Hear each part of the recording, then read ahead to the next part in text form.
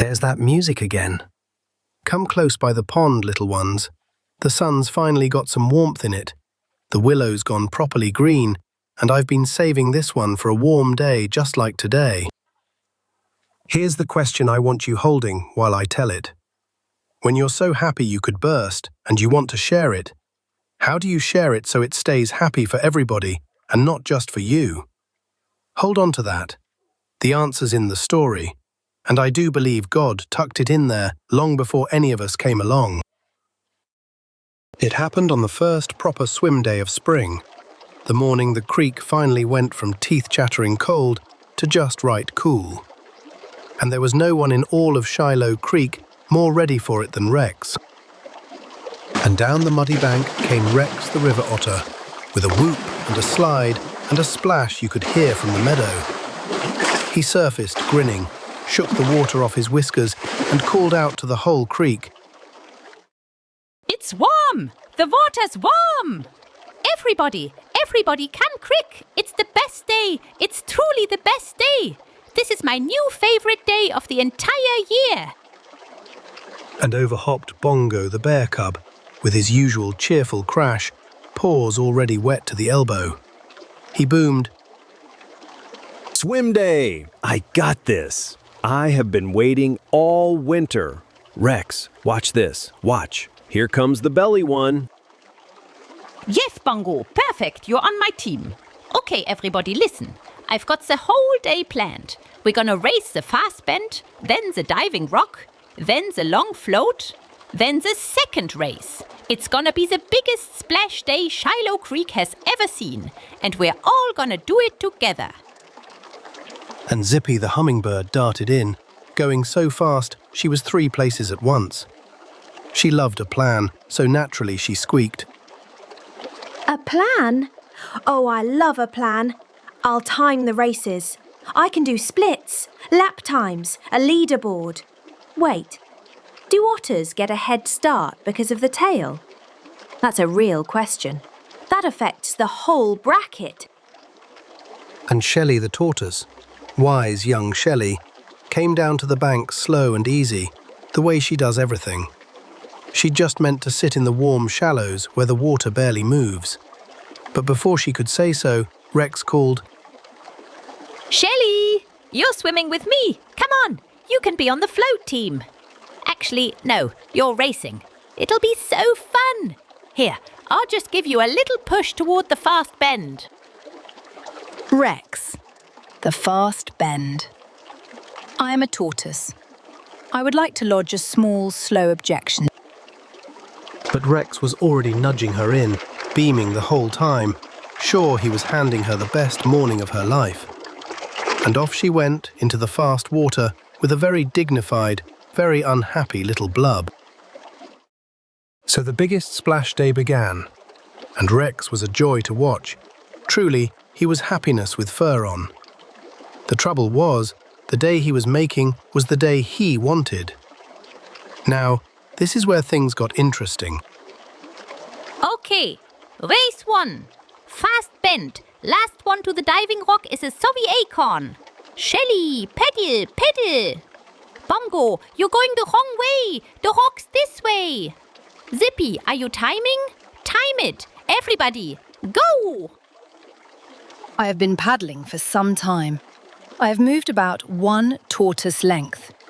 The current and I are having a frank discussion, and the current is winning. I won! I think I won! I touched the rock! Wait, was I supposed to touch the other rock? Rex, which race was that? Are we on race 1 still, or... Ooh, did I miss a race? I get a little turned around once the splashing starts. And at the soft edge of the shallows, where the water was warm and barely moved at all, stood Fern the fawn, soft-eyed and gentle. She'd been so looking forward to swim day, her own quiet way. She tried, in her small voice, Rex, I don't really want to race. I just wanted to stand here where it's warm and watch the little fish and maybe wade where it's slow. Could we? Standing's great. Standing's a great warm-up. Okay, everybody, race 2. This time backwards. It's harder. It's so much funnier. Fern, you love it. Get in, get in. You're missing the best part. Backwards racing. Ooh, I'm already kind of an expert at backwards, 'cause I keep falling over forwards. And Fern's mouth closed, very softly, on the rest of her sentence. She stepped back up onto the warm stones, and she watched. And nobody noticed she'd stopped trying to join in. And high on the diving rock perched Ga-Ring-Go, the parrot, all bright feathers and dramatic flourish. He had been waiting for his moment, and he announced it grandly. Behold! The Ga-Ring-Go triple spiral dive performed for the first time in living memory. I require a drum roll, several gasps, and a respectful hush from the crowd. Great idea, Ga-Ring-Go. Do it during race 3. We can multitask. Okay, everyone, reset. Back to the start, because this is the biggest race yet. Multitask my triple spiral? Dear Otter, one does not multitask a masterpiece, although nobody seems to be watching anyway. Race 3 lap time? Still 0. Because nobody's racing. They're all just yelling. My leaderboard is 41 ties. That's not a leaderboard. That's a hug. And that's when Shelly, who had finally hauled herself up onto the warm stones next to Fern, looked out at the whole churning, splashing, racing morning and said, mostly to herself, Funny. 3 races, 1 masterpiece, a leaderboard. And the 2 of us are having the best time of anybody, sitting perfectly still. Now, Rex finally got everybody lined up for the biggest race of all. He spun around to count his team, and that's when the splashing kind of slowed. Because Bongo was tired, and Zippy had stopped timing, and Ga-Ring-Go had flown off to sulk on a high branch. And up on the warm stones sat Shelly and Fern, side by side, dry and quiet. Rex looked at his big, splendid day, and for the first time all morning, he went still too. Wait, where'd everybody go? It was the best day. I planned the whole... Shelly, you're all the way out of the water. Fern, you didn't even get your hooves wet. I tried to tell you. I just wanted to wade where it's slow and watch the little fish. I said it. You were already on to the next race. And I did lodge an objection. It was small and slow, but it was in there. Oh no, I didn't hear you. Either of you. I was so excited about my day that I scooped everybody up and stuffed them into it. I gave you a push, Shelly. You didn't even want to go in. I thought sharing my happy meant everybody had to be happy the exact way I was. Big and loud and fast. And I was so busy making the biggest splash that I made my best friends feel like they were just extras in my day. That's not what I wanted. That's the opposite of what I wanted. Now, I'd been sitting by the bank this whole while, just taking it all in. And I came down close to Rex, and I asked him one small thing. Rex, your gladness this morning was a real and beautiful thing. I wouldn't take a drop of it away. But let me ask you, whose fun were you watching out for? Only your own? Or the fun of your friends too? Only mine. I never once asked what kind of fun anybody else wanted. I just decided it was racing and decided it for them.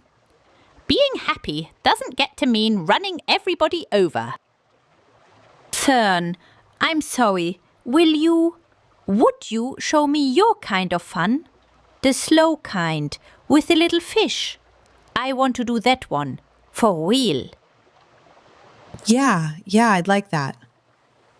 Come stand in the warm part. If you're really still, the little silver ones come right up to your hooves. It's the best feeling. God made a quiet kind of wonderful too, and it's just as good as the loud kind. It's just a quiet best. And do you know what happened then? Rex the river otter, the splashiest soul in all of Shiloh Creek, stood perfectly still in the warm shallows beside a fawn and watched a little fish bump his toe. And he whispered, like it was a secret, New favorite thing. Standing still with you is my new favorite thing. And here's the lovely part, little ones. Once Rex started asking what each friend actually wanted, the day got bigger, not smaller. Because now there was room in it for every kind of fun, side by side. Okay, new plan. And this one I'm asking. Bongo, you wanted belly flops, right? Go wild. Zippy, time whatever you think is fun. Garingo, get back here. The diving rock is all yours. Big finish. I'll do the gasping and the respectful hush. The hush? You'll do the hush. Very well, Otter. All is forgiven. Behold, the triple spiral at last. Oh, and I'm retiring the leaderboard. New job. I'm going to zip up and down the creek and shout one nice thing about every kind of fun. Bongo, great flop. Shelly, great sitting. Fern, great standing very still. See, this is a job I'm fast enough for. And I shall remain right here, on this warm and excellent rock, having quietly the best day of anyone. Carry on. So when the splashing finally wore itself out, we all gathered by the pond. Rex dripping and happy, Fern beside him, Shelly still gloriously dry. And I asked them, what do you think it was in the end that turned the biggest splash into the best day? I think my fun was real too, even though it was small and quiet. Rex just couldn't hear it over the big stuff. Once he listened, there was room for both kinds. And I learned my happy gets bigger when I shed at somebody else's speed, not just mine. I thought making room would shrink my fun. It grew it. Everybody got their kind, including me. That's the whole heart of it. And you know, there's a line in the Bible about exactly this. A long time ago, a man named Paul wrote a letter to friends he loved in a faraway town called Philippi, and it got written down. It goes like this. Look not every man on his own things, but every man also on the things of others.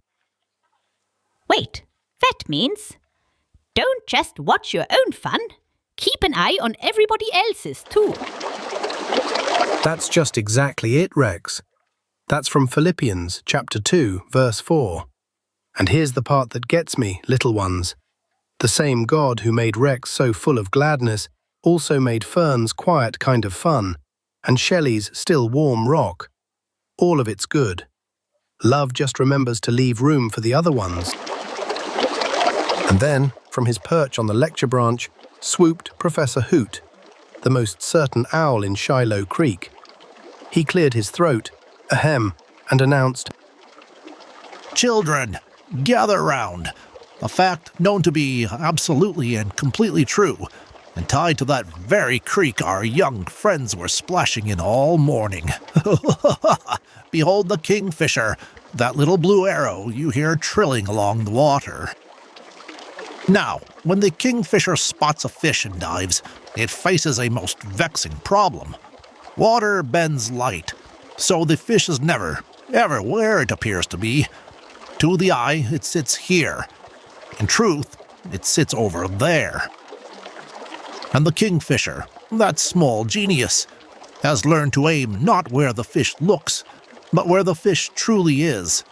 It corrects for the bend every single dive.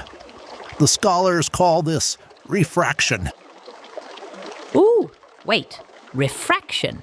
That's a big word. What's it mean? An excellent question, young otter. Refraction simply means the way water bends a beam of light. So a thing under the surface looks shifted from where it truly sits. Like how your own toes seem to wiggle a little sideways when you stand in the shallows. The bird must look past the trick to find the true spot. Pardon, as I was saying. Class dismissed. Today on Mud Puppy Minutes, we'll explain why the water is warmer in the spring, like it was for swim day. Science, brothers! Easy. The water gets warm because all the fish start jogging. Tiny laps, round and round. Friction. A jogging fish is a toasty fish, and a toasty fish warms the whole creek. Everybody knows this. Yeah! Jogging fish! Or, wait. Maybe the sun's just up higher and longer in the spring, so it pours more warm down onto the water all day, and the water soaks it up? Oh no, that can't be right. That's way too easy. No, the creek warms up because in spring, the rocks wake up. They've been napping all winter, see? And a freshly woke rock is a cozy rock. Toasty rocks. That's the real of it. Wait, is it actually just the sun being up higher and longer? Nah. Mud puppies, we have solved it. The spring creek is warm because the rocks woke up from their nap and the fish are jogging. 2 reasons, twice as right. Now the plain fact of it, little ones, while the frogs take their bow. The creek warms in spring because the sun climbs higher and shines longer each day, and the water drinks up all that extra warmth. No jogging fish, no napping rocks. That's simply what's so, though I'll let the mud puppies keep their toasty rocks. It's a happier picture. By the time the sun went gold over the water, the biggest splash day had quieted into the best one. Bongo flopping, Ga-ring-go spiralling, Zippy timing her own happy nonsense, and Rex standing perfectly still in the warm shallows next to Fern, watching the little silver fish come up to say hello. Every kind of fun, all in the one day. And that, my little ones, is how I remember it. Leave a little room for every kind of fun. See you next time, somewhere in Shiloh Creek.